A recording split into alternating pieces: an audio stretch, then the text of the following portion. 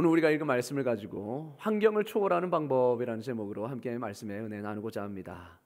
어느 인생과 마찬가지로 우리 그리스도인들도 맑은 날이 있는 반면에 흐린 날도 있고 비 오는 날, 또 때로는 눈 오는 날도 있습니다. 우리 그리스도인의 길에 늘 햇빛만 비치지는 않습니다. 비가 내리는 날도 있는 것이죠. 그래서 우리는 이 사실을 늘 대비해야 합니다. 날마다 맑은 날만 있을 것이다. 그러면 우산을 준비하지 않겠죠. 그러면 비가 오면 당황할 수밖에 없고 비에 다 젖을 수밖에 없습니다. 여러분, 우리는 잘못된 가르침을 경계해야 될 것이 무엇이냐면 예수를 믿기만 하면 평생 부와 건강이 보장된다라는 이 거짓 가르침입니다. 이건 대단히 위험한 가르침이죠. 물론 하나님께서 우리에게 부와 건강을 주시지 않는다는 말이 아닙니다. 그저 단지 예수를 믿으면 병에 걸리지도 않고 무슨 일을 하든지 만사 형통할 수 있다라고 가르치는 그 가르침이 잘못되었다는 거죠. 여러분, 예수 믿으면 성공한다, 예수 믿으면 건강하다, 이 단순한 논리를 비약시키면 나중에는 아주 위험한 결과를 초래하게 됩니다. 예를 들면은 예수 믿는다고 하면서 왜 병에 걸리나요? 이 병에 걸린 사람들을 정죄할 수밖에 없는 겁니다. 예수 잘 믿으면 건강한다는데 예수 잘 믿는데 왜 병에 걸립니까? 무슨 죄를 지었든 간에 뭔가 큰 잘못을 했으니 병이 들지, 믿음 생활 잘하는 사람은 하나님이 병들게 하시겠어요? 라고 그렇게 정죄하게 되는 거죠. 여러분, 이 같은 말에 현혹되지 마시기 바랍니다. 그럼 그렇게 따지자면 욥은 희대에 하나님께 저주받은 사람이 되는 겁니다. 욥이 얼마나 큰 고난을 당했습니까? 나중에는 그 육체의 병까지 얻지 않았습니까? 그러면 욥이야말로 희대의 죄인인 겁니다. 그렇지 않죠? 여러분, 인과응보라는 말도 있습니다. 인과응보, 반드시 행한 대로 돌림 받는다는 거죠. 여러분, 이 말도 100% 다 맞는 건 아닙니다. 모든 상황에 다 적용되는 건 아닙니다. 이 인과응보 사상이 성경적이지 않습니다. 왜냐? 성경에는 이유 없는 고난도 말하고 있거든요. 우리가 깨닫지 못하고 우리가 이해할 수 없는 고난이 반드시 있다라고 성경은 말하고 있거든요. 욥의 경우를 통해서 우리가 보지 않습니까? 그래서 인과응보, 이것도 100% 다 맞는 말이 아닙니다. 우리가 잘 구분해야 합니다. 예수 잘 믿어도 병이 들 수 있습니다. 예수 잘 믿어도 재산이 날아갈 수 있습니다. 예수 잘 믿어도 고통당할 수 있고 모함을 당할 수 있습니다. 그렇기에 우리는 이 고난에 대비해야 하는 것이죠. 그래야 어떤 상황에서도 우리의 믿음을 잃지 않고 믿음을 지킬 수가 있습니다. 그렇지 않으면 여러분, 우리 고난 때문에 우리 모든 심령이 거기에 매몰되어 버리고 우리가 거기에 완전히 좌절되고 낭망해 버리는 것이죠. 오늘 본문은 이 맑음과 비 속에서 살아가는 우리가 어떤 자세로 살아가야 하는가라는 것을 잘 말씀해 주고 있는 구절입니다. 다시 한번 보실까요? 뭐라고 말하고 있습니까? 너희 중에 고난 당하는 자가 있느냐? 그는 기도할 것이요. 즐거워하는 자가 있느냐? 그는 찬송할지니라. 이렇게 말씀합니다. 이것이야말로 우리의 삶 가운데 모든 비가 오나 눈이 오나 맑으나 해가 비치나 모든 환경을 초월할 수 있는 유일한 방법, 비결이다 하는 거죠. 고난이 닥칠 때 기도하라. 여러분, 특별히 오늘은 고난 당하는 자 기도할 것이요, 오늘 이 말씀에 중점을 맞춰서 살펴보기를 원합니다. 성경은 말합니다. 고난 당하는 자는 기도할지니라. 고난이 무엇입니까? 고난은 우리가 감당하기 어려운 환경을 말하는 것이겠죠. 때로는 질병과 때로는 우리가 감당하기 어려운 그 힘든 여건들, 환경들, 또 힘든 관계들 때문에 우리는 고난을 당합니다. 고난을 당하면 어두운 터널을 지난 것 같습니다. 앞이 보이지 않습니다. 사방이 꽉 막혀 있는 것 같습니다. 마치 사면 초과에 당해 있는 그런 우리의 모습을 보지요. 그런데 여러분, 감사하게도 성도는 고난 가운데서도 길이 있습니다. 아멘. 그것은 바로 기도라는 길입니다. 오늘 말씀에도 말하고 있지 않습니까? 고난 가운데 있느냐? 기도할지니라. 이것은 무슨 말입니까? 고난 가운데 있다 할지라도 우리에게는 길이 있다. 그게 바로 기도다. 길을 제시해주고 있는 겁니다. 고난 가운데 우리가 걸어가야 할 길. 여러분, 고난을 당하면 우리는 앞이 캄캄합니다. 아무것도 보이지 않습니다. 문제 앞에서 그냥 문제에 매몰될 경우가 많습니다. 그러나 성경은 말하고 있습니다. 고난 당하였느냐? 길이 있다. 길이 있다. 바로 기도라는 길이다. 고난 당해도 끝이 아니야. 그게 끝이 아니야. 우리에게는 기도가 있어. 이렇게 말하는 거죠. 여러 가지 어려움 가운데 승리하는 비결은 원망하거나 해명하는 데 있지 않습니다. 억울함을 당했을 때에, 모함을 당했을 때에 원망하고 해명하는 길만이 문제를 해결할 수 있는 길이 아닙니다.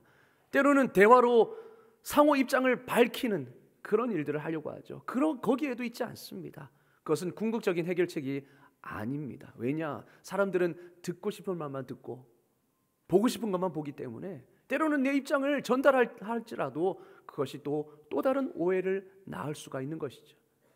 때로는 원망하고 해명하고 그렇게 하고 싶잖아요. 사람 붙들고. 근데 그게 궁극적인 해결책이 아니라는 것입니다. 여러분, 우리는 기도해야 될 줄로 믿습니다. 아멘. 성급한 마음으로 전화기를 든다고 문제가 해결될 게 아닙니다. 우리가 무엇을 해야 할지 우리는 이미 알고 있습니다. 머리로는. 그러나 우리가 실패하는 이유가 무엇입니까? 무릎 꿇기 전에 말하고 싶어 하기 때문입니다.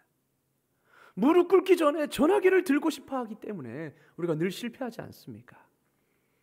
누구를 만나서 이것만은 꼭 해야 되겠다라고 싶을 때에 조용히 하나님께 나아가십시오. 야, 이것만은 내가 이 사람에게 꼭 이야기를 해야 되겠다. 그렇게 이야기하기 전에 하나님께 나아가십시오. 그러면 전능하신 하나님께서 개입하실 줄로 믿습니다. 아멘. 우리가 그것을 믿어야 합니다. 너희 중에 고난 당하는 자가 있느냐라는 이 말은 우리가 구체적으로 살펴보면 때로는 우리가 말로 상처받을 때가 있잖아요.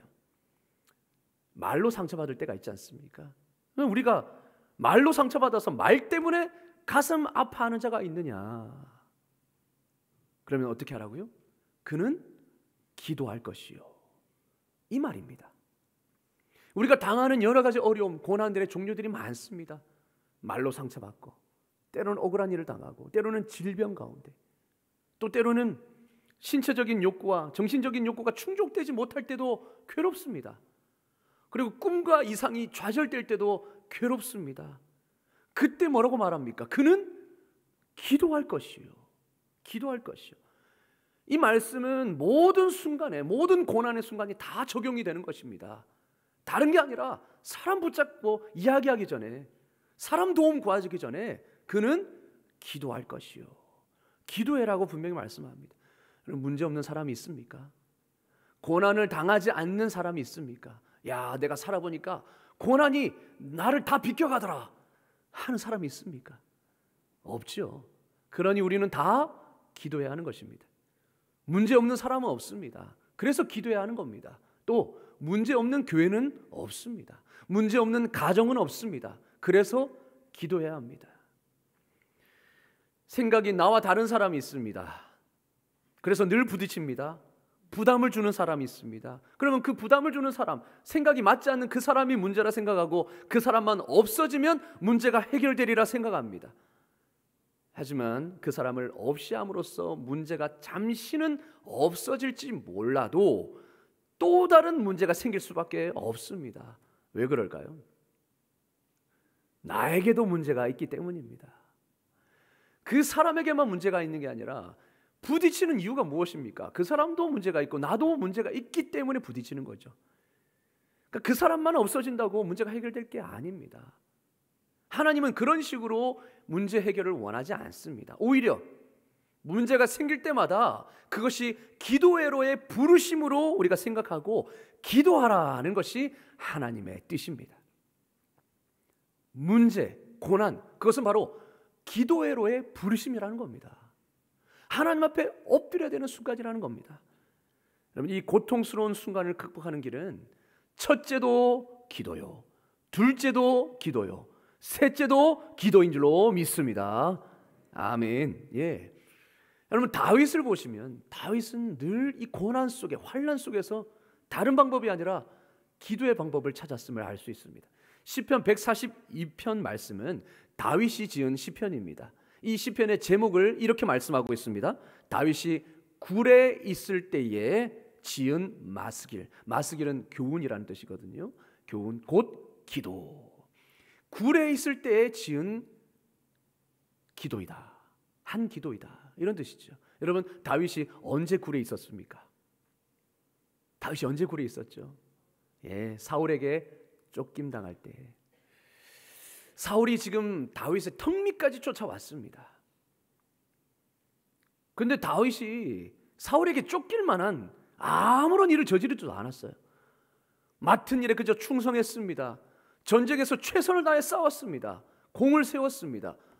사람들이 언제부턴가 다윗을 칭송하기 시작합니다. 그 이유밖에 없습니다. 다윗은 그저 성실하게 살았고 하나님 앞에 충실히 행했고 사울 왕을 잘 섬겼습니다. 그랬는데 사울이 질투심에 사로잡혀서 그만 다윗을 모함해서 죽이려고 하는 겁니다. 그런데 영문도 모른 채 억울하게 그냥 쫓김을 당해야 되죠. 왜냐? 사울은 왕이고 자기는 신하니까 어쩔 수 없는 거죠. 사울은 자신의 고난으로 다윗을 모함해서 죽이려고 했습니다. 그리고 턱밑까지 자신을 쫓아왔습니다. 조금만 근접하면 자신이 잡혀서 죽을 위기에 처해 있습니다. 그때 지은 시가 바로 이 시편 142편입니다. 1, 2절은 이렇게 시작합니다. 내가 소리내어 여호와께 부르짖으며 소리내어 여호와께 간구하는도다. 2절, 내가 내 원통함을 그의 앞에 토로하며 내 우환을 그의 앞에 진술하는도다. 여러분, 그는 원통했습니다. 억울했습니다. 내가 지은 죄가 없는데, 내가 잘못해서 이런 일을 겪는다면 내가 이해라도 하지. 아무 잘못도 없는데 왜 이런 일을 당해야 되나? 원통하지 않았겠습니까? 그 우환, 그것을 누구에게 토로했습니까? 여호와 앞에, 하나님께 부르짖으며 하나님 앞에 그것을 진술했습니다. 다윗에게도 이루 말할 수 없는 큰 문제거리가 닥쳤습니다. 너무나도 이것은 원통한 일이어서 너무나도 큰 스트레스였습니다. 이때 다윗은 이 문제를 어떻게 다루었는가? 여지없이 하나님께 부르짖었다, 기도했다는 겁니다. 여러분, 내 안에 있는 것을 어떻게 했다라고 말합니까? 내 안에 있는 것들을 토로했다 말합니다. 토했다는 겁니다. 내 속에 있는 감정들을 다 토했다는 거예요. 쏟아냈다는 거예요. 누구 앞에요? 하나님 앞에. 사람 앞에서 쏟아낸 게 아닙니다. 사람 붙잡고 야 억울하다, 내 말 좀 들어봐라, 이렇게 한 게 아니라 하나님 앞에 그 모든 속에 있는 것들, 그분 앞에 다 토로했습니다. 미워하는 감정, 억울한 감정, 분노, 화, 이런 모든 것까지. 사실 분노하고 화내는 것, 이런 감정들은 하나님이 기뻐하실 만한 감정이 아닌 것 같죠, 그죠? 그래서 우리 생각으로는 야, 이것까지 무슨 하나님께 앞에 가지고 나아가냐, 하나님 앞에 그런 죄스럽게 말이지, 그렇게 생각하기 쉽습니다. 그러나 다윗은 그러지 않았습니다. 하나님 앞에서 그 마음을 숨기지 않았습니다. 자기 안에 있는 모든 생각과 감정들을 하나도 남김없이 하나님 앞에 다 토로했습니다. 토했습니다. 때로는 너무 심하다 싶은 말도 했습니다. 다른 시편에 보면 다윗은요, 자신을 힘들게 하는 그런 사람들을 하나님 앞에 뭐라고 하는지 아십니까? 저주하여 주시옵소서, 심판하여 달라고, 멸망시켜 달라고 그렇게 하나님 앞에 토로합니다. 야, 저런 걸 하나님께 말씀드려도 되나? 저렇게 해도 되나? 할 정도로 다윗은 그렇게 했다는 거예요. 그런데요, 그것이 하나님 앞에 선 인간의 솔직한 감정인 겁니다. 솔직한 감정이고 솔직한 모습이고 건강한 모습이라는 겁니다. 여러분, 우리는 느끼는 감정이 있죠. 억울한 일을 당하면 분노가 치밀어 오르죠. 또 두려운 일을 당하면 두렵습니다. 염려가 되고 좌절이 됩니다. 이거는 어떻게 보면 건강한 감정이죠. 건강하다라는 표시입니다. 외부에 자극이 왔는데도 아무런 느낌도 없고 감정도 없다, 그거는 오히려 병들어 버린 거죠. 이건 문제가 있는 겁니다. 자극에 반응하는 것은 당연한 일이고 아주 건강하다는 신호죠. 여러분, 우리가 하나님 앞에서 이런 감정들을 쏟아내는 거, 이거는 당연한 겁니다.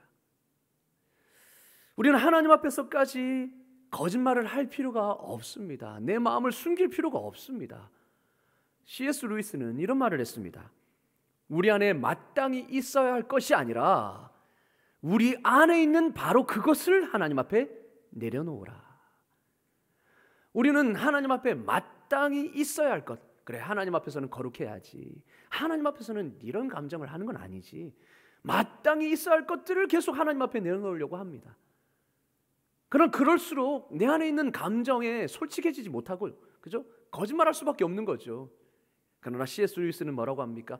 우리 안에 있는 바로 그것을 하나님 앞에 쏟아 놓으라는 겁니다. 그렇습니다. 우리는 내 안에 있는 바로 그것을 하나님 앞에 토해내야 합니다. 그것이 불순물이든 꾸정물이든 더러운 물이든 상관없이 말이죠.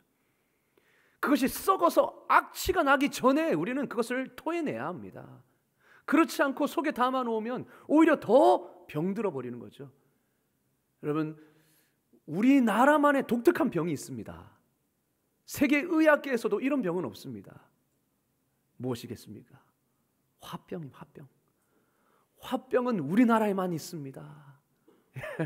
한약 한 방에만 화병을 다루죠, 그죠? 어떻게 보면 스트레스긴 하지만, 근데 왜 화병이 나옵니까? 우리 감정을 숨기니까, 감정을 솔직하게 말하지 못하기 때문에 때로는 억울해도 삭히는 겁니다.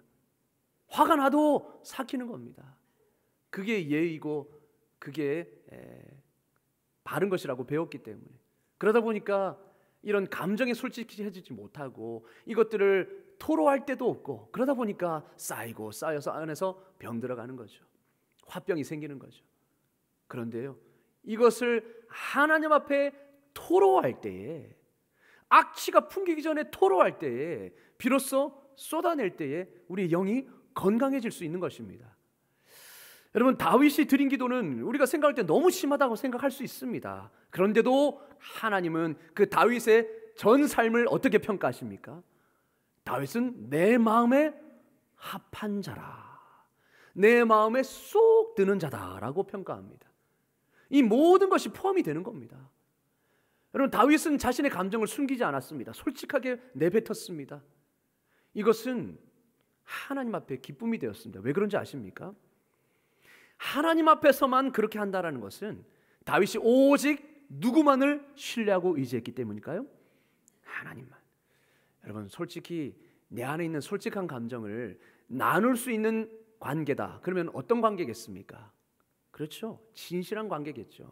아주 깊은 관계겠죠. 아주 그 사람을 신뢰한다라는 표시겠죠. 왜냐? 잘못 말했다가 그게 다른 데로 넘어가면, 그 당사자에게 그 소식이 들리면 어떻게 되겠습니까? 나만 바보가 되는 것이죠. 그래서 우리가 신뢰하는 사람이 아니면 우리의 솔직한 감정들을 털어놓지 않습니다. 그런데 다윗은 사람에게 말하지 않았어요. 사람에게 그 감정을 토로하지 않았습니다. 오직 누구에게만? 하나님에게. 그것은 하나님에게 기쁨이 되었습니다. 왜냐? 그것은 다윗이 오직 하나님만을 신뢰한다라는 증거였기 때문에. 그래서 하나님 기뻐했던 겁니다. 여러분, 하나님은 다 들어주십니다. 비밀을 지켜주십니다. 하나님 앞에 토로하는데 그 비밀이 새어나갈 위험이 있겠습니까? 하나님은 다 들어주십니다. 그러니 내 앞에 다 쏟아 놓으라 말씀하시는 겁니다. 억울함과 원통함, 분노의 감정, 상한 감정들 모두 다 하나님 앞에 쏟아 놓으라, 기도하라 말씀하십니다. 왜요? 하나님만이 내 길을 아시기 때문입니다. 내가 어떻게 해야 될지 하나님이 가장 잘 아시기 때문입니다. 시편 142편 3절은 이렇게 고백합니다. 내 영이 내 속에서 상할 때에도 주께서 내 길을 아셨나이다. 내가 원통하고 억울해서 내 속에 내 감정 때문에 내가 상해서, 내 속이 상해서 그렇게 있을 때에도 하나님은 내가 어떻게 해야 되는지, 내 길이 어떠한지 가장 잘 아신다는 겁니다. 그래서 다윗은 누구도 아닌 하나님께 그 감정을 토로했습니다. 기도했습니다. 여러분, 하루는 제 오래전입니다. 사촌 동생이 저한테 전화를 했습니다. 제게 사촌 여동생이 있는데요. 목사의 아들입니다. 목사의 딸입니다. 딸입니다. 외동 딸입니다. 하루는 전화가 온 거예요. 그래서 억울하다는 겁니다. 화가 난다는 겁니다. 목사의 딸로서. 왜냐? 똑같이 잘못했는데 아빠는 나만 뭘 한다는 거죠. 목사의 딸로서. 그러니까 똑같이 이렇게 잘못해서, 근데 목사의 딸은 어떻습니까? 1이라는 잘못이 있으면 10의 이 심판이 온다는 거죠. 아버지로부터. 그러니까 이게 억울하고, 또 때로는 또 그러다 보니까 친구들하고 잘 어울리지 못하는 그런 감정들, 이런 말할 수 없는 감정들을 뭐 부모한테 말하겠습니까? 그러니까 사촌 오빠인 저한테 이야기를 하는 겁니다. 그러면서 온갖 속의 감정들, 미워하는 감정, 그런 거 있잖아요. 감정의 찌끄레기들, 이런 것들 다 이제 이야기를 하는 겁니다. 가만히 듣고 있었습니다. 뭐라고 하겠습니까? 제가 그 입장이 되어본 것도 아니고 이제 듣고 있었습니다. 그리고 감정이 어느 정도 해소되었을 때쯤 제가 이런 말을 했습니다. 야, 그래도 그러면 안 되는 거 알지? 이렇게 얘기했습니다. 야, 그래도 억울해도 화나도 그래도 그렇게 해서는 안 되는 거 알지? 제가 그렇게 말하면서 너는 하나님의 자녀잖아. 재수없게 들리시죠? 왜 모르겠습니까? 그런데요, 저도 그런 줄 알면서 그래도 어찌하겠습니까? 그래도 하나님의 자녀로서 우리가 그런 길을 걸어야 된다는 것을 이야기를 했습니다. 왜냐하면 그때 제가 신학을 하고 있었기 때문에. 근데 그 사촌 여동생의 반응이 전 더 놀라웠습니다. 그래 오빠, 내가 그래서 오빠한테 전화한 거야, 이렇게 이야기를 하더라고요. 그 말 듣고 싶어서 전화한 거라고. 그러니까 본인도 신앙이 있으니까 어떻게 해야 되는 건 아는 겁니다. 그런데 그 감정에 매몰되다 보니 알면서도 주체를 할 수 없는 거죠. 그런데 누군가는 내 말을 들어줄 사람이 필요하고, 또 누군가는 내 마음을 잡아줄 사람이 필요한 겁니다. 근데 그게 저였던 거죠. 감사하게도. 그래서 그것을 다 토로하면서 저한테 고맙다 이야기를 하더라고요. 여러분, 그렇습니다. 우리 하나님께 기도하면 하나님이 다 들어주십니다. 들어주시고 마음을 만져주십니다. 그래, 억울하지 얘야. 그러면서 하나님은요, 우리가 가장 가야 할 길 가장 잘 아십니다. 내가 해야 할 것들 가장 잘 아십니다. 그래서 엇나가지 않도록, 감정에 휘둘려서 우리가 또 다른 잘못을 저지르지 않도록 우리가 가야 할 길을 가장 잘 아시는 분이 우리 하나님이세요. 우리가 기도하면 우리의 마음을 만져주실 뿐만 아니라 우리가 가야 할 길을 보여주시고 가르쳐 주시는 겁니다. 그래서 다윗은 그걸 너무 잘 알았기 때문에 사람한테 가지 않고 하나님 앞에 간 겁니다. 때로는 사람한테 토로하면요, 사람 때로는 내 편 들어줍니다. 제가 우리 주일학교 아이들한테 이런 얘기를 들었습니다. 목사님, 제가 이런 친구하고 이렇게 했는데 친구가 나한테 진짜 잘못을 행하는 거예요. 하는 거예요. 그래서 근데 나는 너무 억울한 거예요. 그래서 선생님한테 이야기했더니 선생님이 저한테 뭐라는 줄 아세요? 야, 화장실 데리고 가가지고 몰래 아무도 모르게 죽방 한 대 날려. 이렇게 얘기했다는 겁니다. 야, 진짜 어느 선생님인지 모르겠지만 정말 탁월한 선생님이시다. 그런 생각을 했습니다. 그게 뭡니까? 내 편 들어주는 거 아닙니까? 그죠? 야, 어떻게 그런 일이 있을 수 있냐? 야, 한 대 때려버려. 이게 이제 사실은 우리가 듣고 싶어하는 말이죠.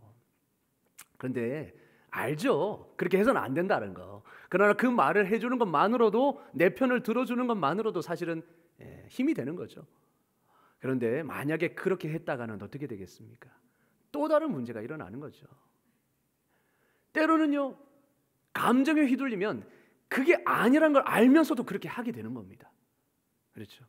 내가 한 대 날리면은 안 된다는 걸 알면서도 사람한테 말하면 때로는 내 편 들어주거든. 야, 그렇게 하면 야, 너도 한 대 갚아줘. 그러면 실제로 그렇게 했다가 오히려 더 결과가 나빠지잖아요. 그러니까 우리는 누구를 의지할 수 있습니까? 사람은 때로는 내 편을 들어주지만 내가 가야 할 길, 내가 정말로 가야 할 길, 그 길을 모릅니다. 그러나 우리 하나님은 내 속에서, 내 영이 내 속에서 상할 때라도 내 길을, 내가 가야 할 길, 내가 어떻게 해야 되는지를 가장 잘 아신다는 겁니다. 그래서 우리가 주님께 기도할 때에 우리는 올바른 해답을 찾을 수가 있는 거죠. 그러니 여러분, 하나님 앞에 토하시기를 주님의 이름으로 축원합니다. 아멘. 그리고 하나님 앞에 토하면 우리의 마음이 회복됩니다. 우리 마음이 회복됩니다. 문제가 해결되기 전에 마음이 회복됩니다. 여러분, 다윗이 사울을 피해 도망자의 삶을 살고 있을 때에 마음이 무너지는 많은 사건들이 있었습니다. 마음이 무너지는 사건들. 예를 들면 사무엘상 30절에 나오는 사건인데요, 다윗의 부하들이 다윗을 돌로 쳐 죽일 만한 그런 일들이 일어났습니다. 다윗의 부하들이 다윗을 돌로 쳐 죽이려는 사건이 일어납니다. 다윗이 사울을 피해서 블레셋 땅으로 도망갔습니다. 왜냐? 블레셋 땅에 가면 사울의 손이 미치지 않기 때문에. 그래서 잠시 블레셋에 살죠. 그때에 이 다윗을 추종하는 사람들 뿐만 아니라 다윗과 비슷한 상황에 있었던, 억울함이 있었던 사람들이 다윗을 찾아와서 당신과 함께 하고 싶습니다, 저를 받아주십시오 하는 사람들이 많이 있었습니다.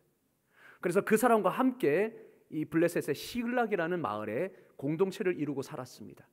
근데 하루는 전쟁이 나서, 블레셋에 전쟁이 나서 그곳의 군사들과 함께, 부하들과 함께 전쟁을 치르고 있는 그 찰나에, 그래서 마을에는 처자밖에 없는 그런 상황 속에서 아말렉이 쳐들어와 가지고 불을 지르고 처자들을 다 데리고 인질로 삼아 데려갔습니다.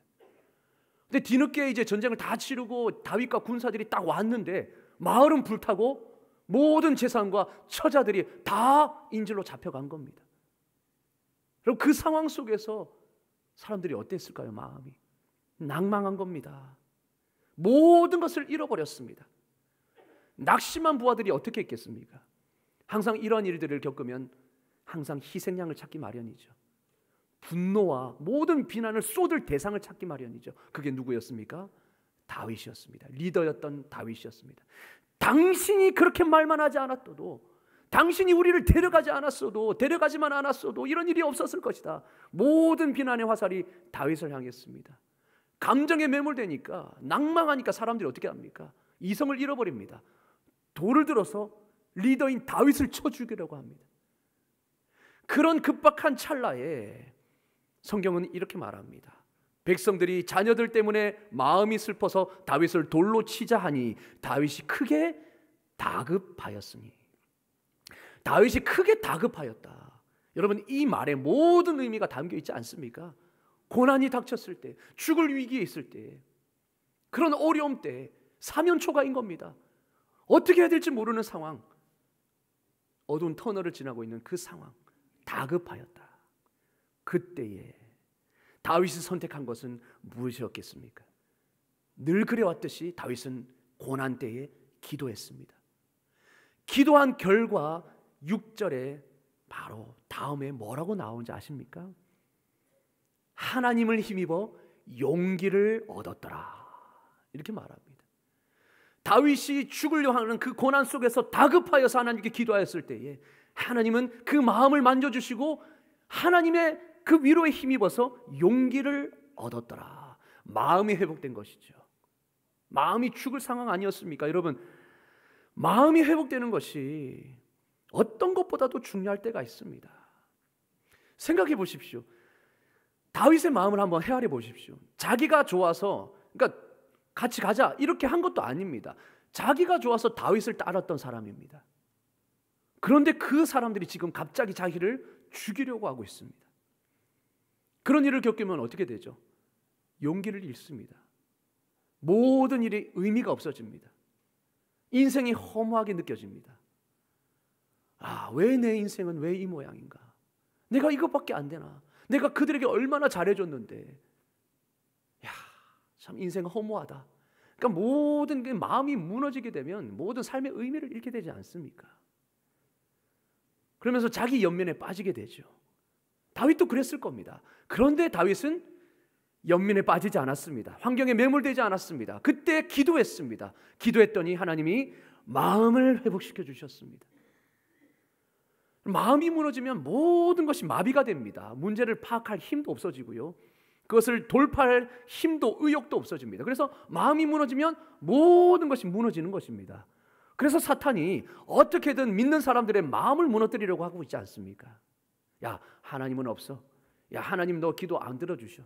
야, 안 돼. 이렇게 계속해서 불신을 잡아놓고, 그래서 마음이 무너지게 하는 것이 사탄의 계략 아닙니까? 그래서 마음을 지키는 것이 그렇게 중요합니다. 그런데 고난을 당하면 마음이 무너지죠.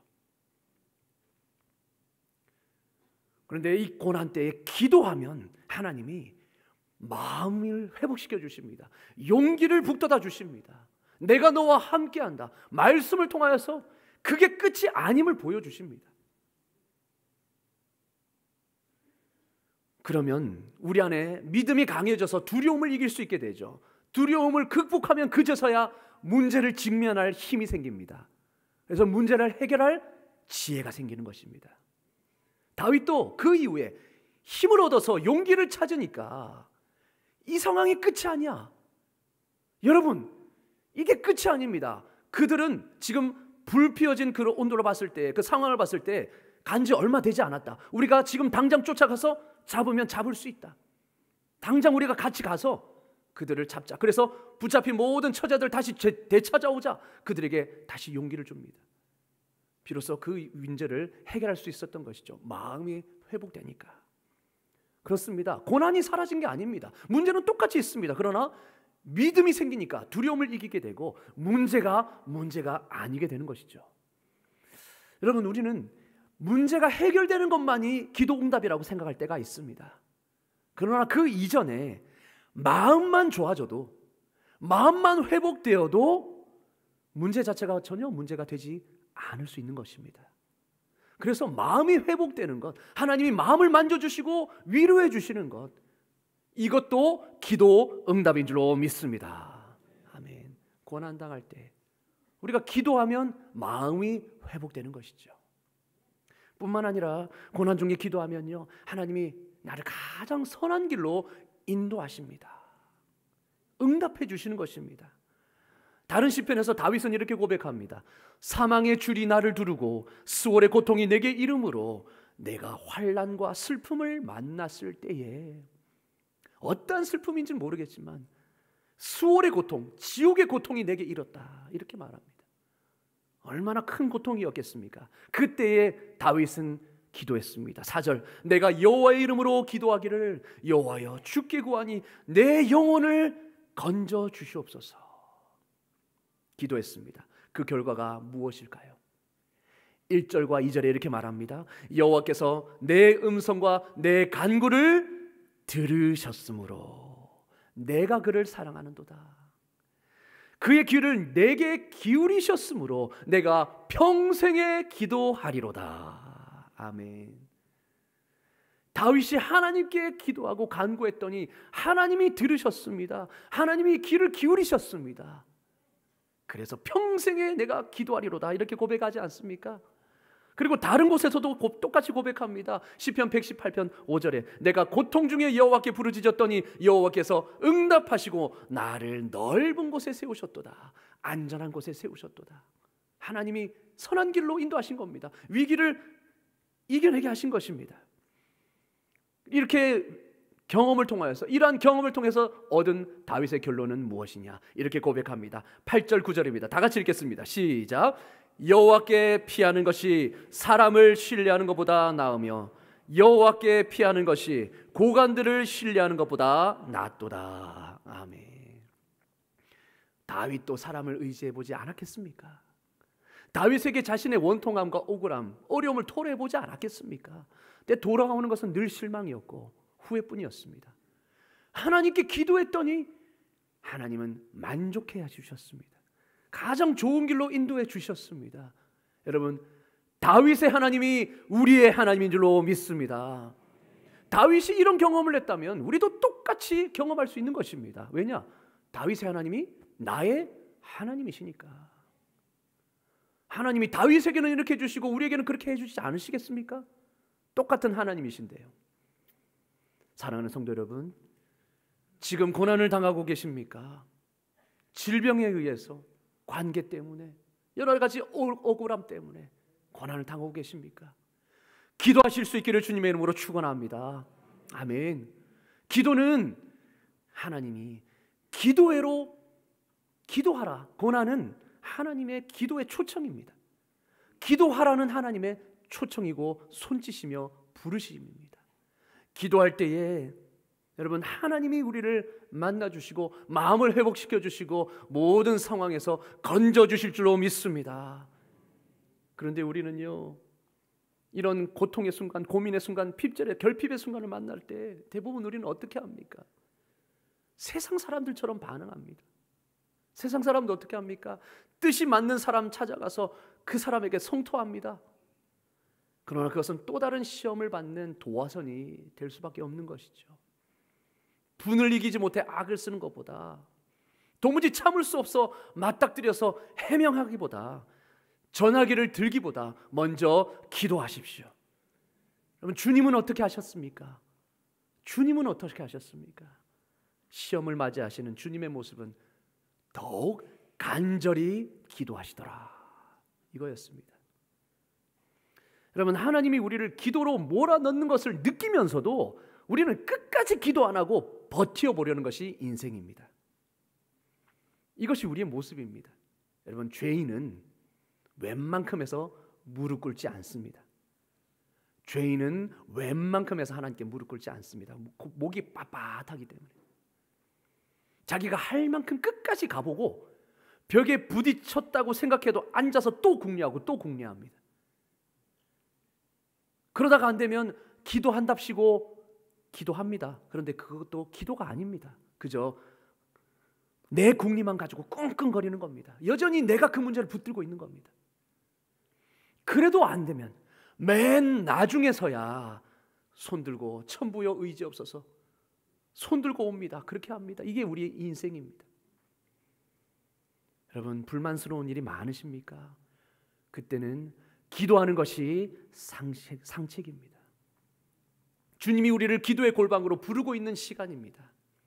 주님은 3년간이나 한솥밥 먹고 한 입을 덮고 지내던 사람들이 자기를 떠나가던 그 생애 가장 비참하고 고독한 순간에도 기도하셨습니다.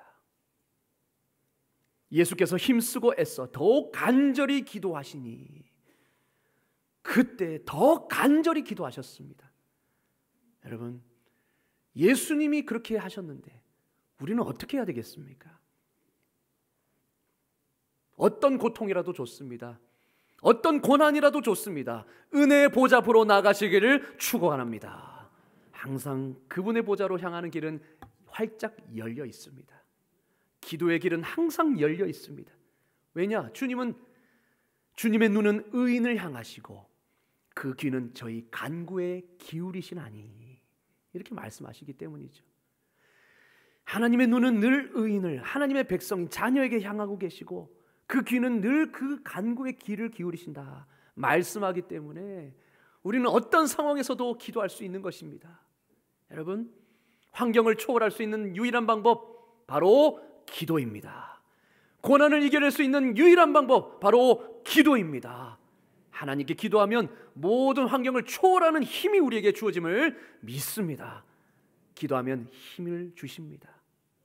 기도하면 마음을 회복시켜 주십니다. 기도하면 나아갈 길을 보여주십니다. 우리가 고난 중에 기도하심을 통하여 환경을 초월하는 힘이 주어지는, 그래서 환경을 초월하여 역사하시는 하나님의 놀라운 일들을 경험할 수 있기를 주님의 이름으로 축원합니다.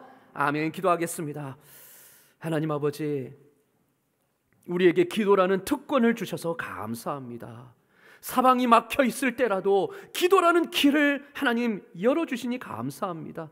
어떠한 고난이 닥치더라도 우리에게 기도가 있다는 것을 잊지 않게 하여 주시옵소서.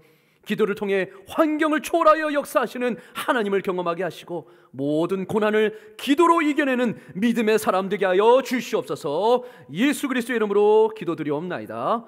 아멘.